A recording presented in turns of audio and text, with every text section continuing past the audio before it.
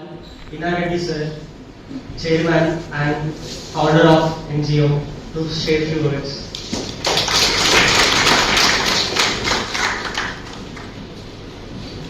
ఇది మూడో రోజు కదా సార్ ఒక మాట అన్నారు, ఉద్యోగం కోసం ట్రై చేస్తారా స్టార్ట్అప్ కంపెనీ పెడతారా? సో మీరు స్టార్ట్అప్ కంపెనీ పెడతాను అని చెప్పారంటే మీకు బేసిక్ ఫౌండేషన్ కావాలి, బేసిక్ ట్రైనింగ్ కావాలి, బేసిక్ ఐడియాలజీకి సపోర్టింగ్ కావాలి. అది మన ఎన్జిఓ ఉంటుంది. దానికోసమే ప్రిన్సిపల్ గారిని అడగలేదు, ఆన్సర్ అడుగుతున్నాను. యువ ఏఐ ఇది ఒక కొత్త కాన్సెప్ట్ మనం లాంచ్ అయిపోతున్నాం. సో అదేంటంటే మీ దగ్గర నుంచి ఐడియాస్ తీసుకుంటాం. మీకు ఎవరైనా సరే, మీకు ఏదైనా సరే కొత్త ఐడియా వచ్చిందంటే మీకు ప్రజెంట్ చేయొచ్చు.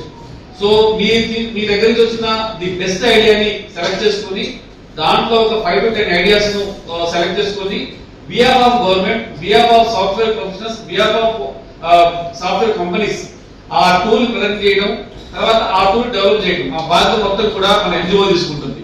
సో సూన్ మనం యువ ఏఐ అనే ఒక కాన్సెప్ట్ లాంచ్ చేయబోతా ఉన్నాం. ఇది ఒక ఫస్ట్ ఇయర్ కాదు, టోటల్ కాలేజ్ మొత్తాన్ని కూడా అనౌన్స్ అయిపోతున్నాం. So behalf of stage on stage sir request చేస్తున్నా, సార్ ఒక ఐడియా వచ్చింది, చాలా మంది ఇన్నోవేటివ్స్ ఉన్నారు. మీకు తెలుసు నేను హోప్ అయిన ఒక యాప్ లాంచ్ చేశాను, ఐడియా ఉందా? హోప్ అయి చాలా మంది ఆత్మహత్యలు చేసుకుంటున్నారు. ఎక్కువ మంది స్టూడెంట్స్ ఉన్నారు, ఫ్యామిలీ పర్సన్స్ ఉన్నారు, సాఫ్ట్వేర్ ప్రొఫెషనల్స్ ఉన్నారు, తర్వాత పోలీసులు ఉన్నారు. అసలు ఈ ఆత్మహత్యలు ఎందుకు జరుగుతా ఉన్నాయి, కారణం ఏంటి? సో చెప్పుకునే మనిషి లేడు, థర్డ్ పర్సన్ చెప్పుకునే మనిషి లేడు. తర్వాత తనకు వచ్చిన ప్రాబ్లం డెడ్ ఎండ్, ఇంకా దానికి వేరే సమస్య పరిష్కారం లేదనుకుంటాడు.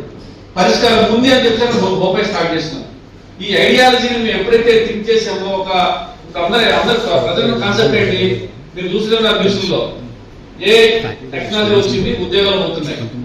అదే ఏఐ తోటి ఉద్యోగాలు మనమే క్రియేట్ చేసుకుందాం, వాడు ఎవరు ఇవ్వాల్సిన అవసరం లేదు. అందుకే సార్ అన్నారు, ఏమన్నారు, మీరు ఒక స్టార్ట్అప్ కంపెనీ ఓనర్స్ గా ఎందుకు మిగిలిపోకూడదు, స్టార్ట్అప్ కంపెనీ ఓనర్స్ ఎందుకు ఆలోచన చేయకూడదు, మీరు ఫస్ట్ చేసేది కాదనట్లా.